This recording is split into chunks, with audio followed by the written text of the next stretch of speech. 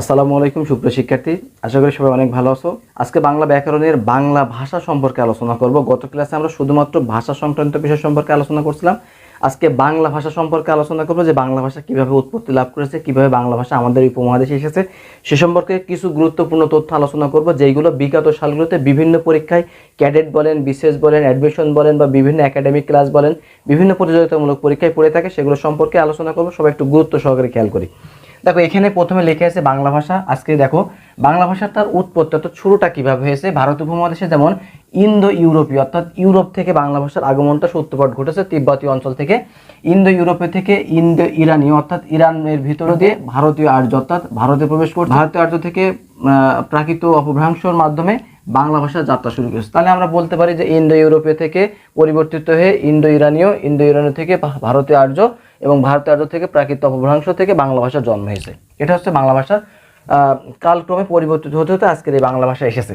তারপর দেখো 2 নম্বর যেটা বলা আছে, তাহলে আনুমানিক 1500 বছর পূর্বে, 1500 বছর আগে পূর্ব ভারতীয় প্রাকৃত থেকে বাংলা ভাষা এসেছে, অর্থাৎ যার জন্ম হয়েছে। তারপর দেখো 3 নম্বর, বাংলা ভাষার লিখিত রূপের প্রাচীনতম নিদর্শন হচ্ছে চর্যাপদ, অর্থাৎ বাংলা ভাষার যে লিখিত রূপটা সেটা শুরু হয় চর্যাপদ থেকে।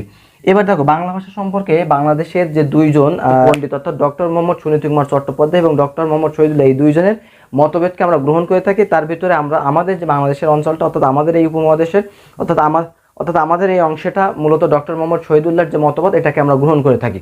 তো তাদের দুইজনের মতবাদ অনুযায়ী দেখো ডক্টর মোহাম্মদ শহীদুল্লাহর মতে বাংলা ভাষার উদ্ভাবনকাল হচ্ছে 650 খ্রিস্টাব্দ, অর্থাৎ যেটি গৌড়ীয় অপভ্রংশ থেকে বাংলা ভাষার সৃষ্টি হয়েছে। ডক্টর সুনীতি কুমার চট্টোপাধ্যায়ের মতে আমরা বলতে পারি বাংলা ভাষার উদ্ভাবনকাল যেটা 950 খ্রিস্টাব্দে, যেটা মাগধী প্রাকৃত অপভ্রংশ থেকে বাংলা ভাষার সৃষ্টি হয়েছে। সেই অনুপাতে আমরা যেটাকে প্রাধান্য দিই যে বাংলা ভাষার উদ্ভাবনকাল 7ম শতকে, অর্থাৎ ডক্টর মোহাম্মদ শহীদুল্লাহর মত অনুসারে আমরা এটাকে গ্রহণ করে থাকি। দেখো এরপরে যদি আমরা খেয়াল করি যে বাংলা ভাষা প্রায় 1500 বছরের পুরানো, এটা আমরা বুঝতে পারছি। তো বাংলা ভাষার সময়কালকে 3টি যুগে বিভক্ত করা হয়েছে। যেমন একটা হচ্ছে প্রাচীন যুগ, এই প্রাচীন যুগ হচ্ছে 650 থেকে 1200 খ্রিস্টাব্দ পর্যন্ত সময়কাল ধরা হয়। মধ্যযুগ 1201 থেকে 1800 খ্রিস্টাব্দ সময়কাল ধরা হয় এবং বর্তমান যে আধুনিক যুগ 1801 থেকে বর্তমান সময় পর্যন্ত চলমান। তো এখানে আমাদের দেখো সেই অনুপাতে যদি আমরা বলতে পারি যে পৃথিবীতে বাংলা ভাষার স্থান হচ্ছে 6ষ্ঠ এবং পৃথিবীতে প্রায় 30 কোটি লোকের মুখের ভাষা হচ্ছে বাংলা।